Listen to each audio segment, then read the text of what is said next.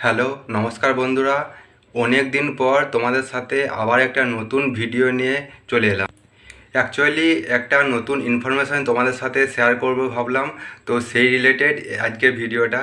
তো যে ইনফরমেশানটা হচ্ছে যে salary related, RRB technician grade 3 এর স্যালারিটা কীরকম, কত স্যালারি পাওয়া যায়, তো সেই রিলেটেড একটা ভিডিও কিন্তু তোমাদের সাথে শেয়ার করতে এলাম।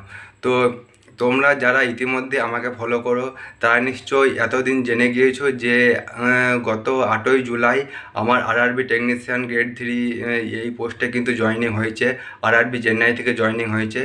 তো যে কোনো পোস্টে বা সরকারি চাকরি, যে কোনো চাকরিতে জয়েন করার পরে সবার মনের মধ্যে একটাই আকাঙ্ক্ষা থাকে যে প্রথম স্যালারিটা কবে ঢুকবে। সেই যে আকাঙ্ক্ষা, সেটা কিন্তু সবারই মধ্যে কাজ করে। তো সেরকম আমার মধ্যেও কাজ করছিল, বা আমার যেসব বন্ধু যারা আমার রুমমেট আছে বা আমরা যারা সবাই একসঙ্গে কাজ করি, তারা কিন্তু এটাই বলছিল যে স্যালারিটা প্রথম মাসেই কি দেবে কি দেবে না, নাকি 2 মাসের একসাথে দেবে। তো সেই রিলেটেড কিন্তু অনেক কিছু সবাই বলছিল। তো অবশেষে কিন্তু স্যালারি এই মাসেই ঢুকেছে, মানে 8 জুলাই থেকে আজকে হচ্ছে 30শে জুলাই, মোট 24 দিন। 24 দিনের স্যালারি কিন্তু আমাদের ব্যাংকে এখনও ক্রেডিট হয়নি, কিন্তু স্যালারি স্লিপ যেটা, সেটা কিন্তু জেনারেট হয়ে গেছে। সেটা RESS যে অ্যাপ্লিকেশান আছে সেটাতে গিয়ে তোমরা সবাই চেক করতে পারো, এবং আশা করছি যে আগামী দিনের মধ্যেই হয়তো আমাদের ব্যাংক অ্যাকাউন্টে যে স্যালারি অ্যামাউন্ট সেটা কিন্তু ক্রেডিট হয়ে যাবে।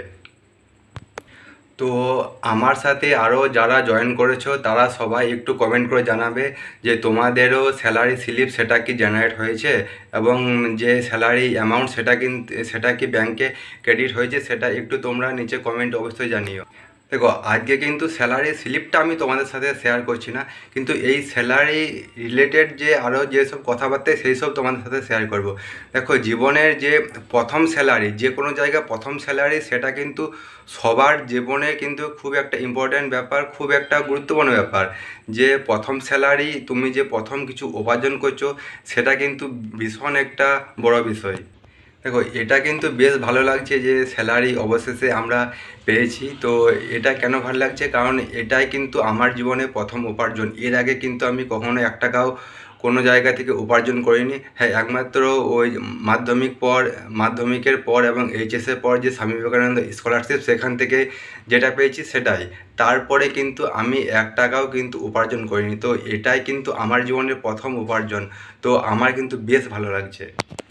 এবং আমার যে যারা আছে, আমার রুমমেট বা আমার ফিটার টেডে যেসব বন্ধুবান্ধবরা আছে, তো তারা কিন্তু সবাই বেশ খুশি, মানে এতটাই খুশি যে এই ভিডিওর মাধ্যমে বলে সেটা বোঝানো যাবে না। সেটা যদি তোমরা লাইভ দেখো বা তোমরা যদি সেরকম সিচুয়েশনের মধ্যে যদি যাও, তাহলে সেটা ফিল করতে পারবে যে এই যে আনন্দ, সেটা কী পরিমাণে আনন্দ, কী বিপুল পরিমাণে আনন্দ কিন্তু সবার মনের মধ্যে কাজ করছে। তারা একটা বিশাল বুক ভরা খুশি নিয়ে কিন্তু তারা সবাই আজ ঘুরে বেড়াচ্ছে।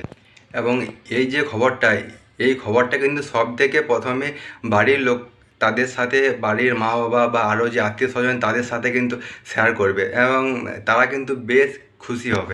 এবং এই যে প্রথম স্যালারিটার পেছনে আমি এত জোর দিচ্ছি কেন, মানে এতটা গুরুত্বপূর্ণ কেন, কারণ অনেক বন্ধুবান্ধব তাদের সাথে আজ যখন কথা বলছিলাম, অনেকের কিন্তু বিয়ে অলরেডি হয়ে গেছে, অনেকের কিন্তু বয়স পেরিয়ে গেছে। তারা হয়তো এমন অনেক আছে আমার বন্ধু, যাদের এইটাই কিন্তু last technician form fill up তারা করেছে। এরপরে কিন্তু আর কোনো ফর্ম ফিল আপ করতে পারবে না টেকনিশিয়ানের।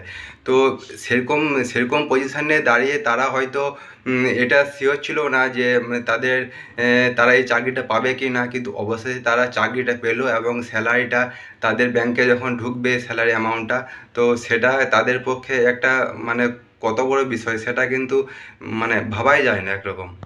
দেখো, প্রথম স্যালারিটা তো চলে এলো, এবারে স্যালারির পরে তুমি যে প্রথম স্যালারি সেটা কীভাবে খরচা করবে, তোমার কি স্বপ্ন, কি শখ, কীভাবে সেটা খরচা করবে, সেটা অনেকে হয়তো ভেবে রেখেছো, বা এমন আছে অনেকে যে তারা এখনও ভাবতেই পারেনি যে এই টাকাটা তারা কীভাবে খরচা করবে, কতটা খরচা করবে, কীভাবে।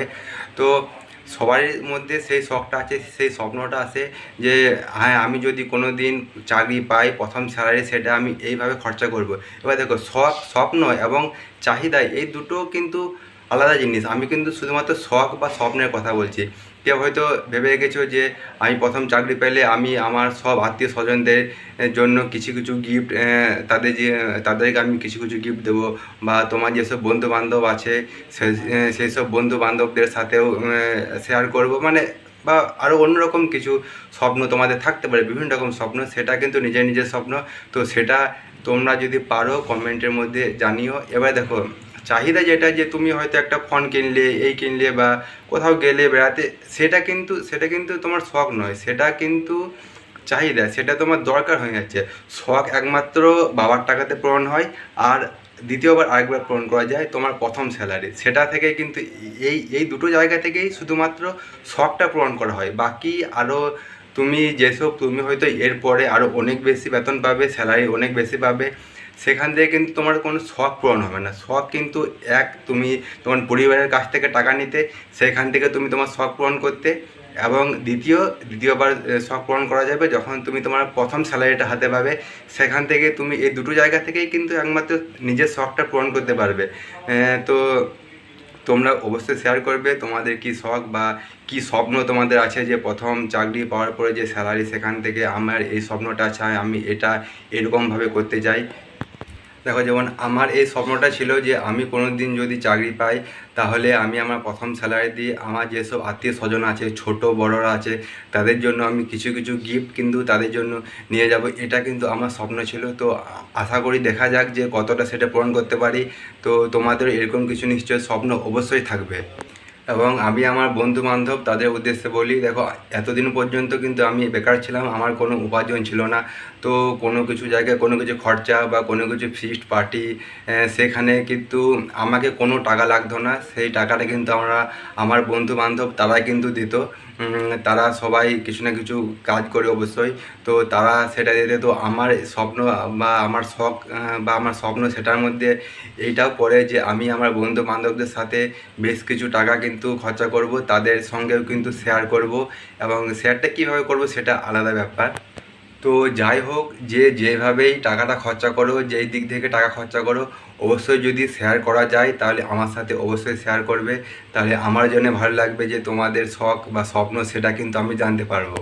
আর দেখো, কেউ কিন্তু এটা প্রশ্ন করো না বা কমেন্ট করো না যে কত স্যালারি ঢুকেছে, তো সেটা কিন্তু করো না। তোমরা চাইলে হিসাব করে নিতে পারো, বেসিক পে হচ্ছে 19,900, তার সঙ্গে ডিএ, সেটাই মানে বেসিক পে এবং ডিএ সেটাই ট্রেনিং পিরিয়ড চলাকালীন দেওয়া হবে। তো চাইলে তোমরা সেটা হিসাব করে নিতে পারো, কিন্তু এই ব্যাপারে কেউ কিছু প্রশ্ন করো না যে কত স্যালারি ঢুকলো, এইটা কিন্তু আমি এই মুহূর্তে শেয়ার করছি না তোমাদের সাথে। সবাইকে অনেক অনেক ধন্যবাদ এবং শুভরাত্রি।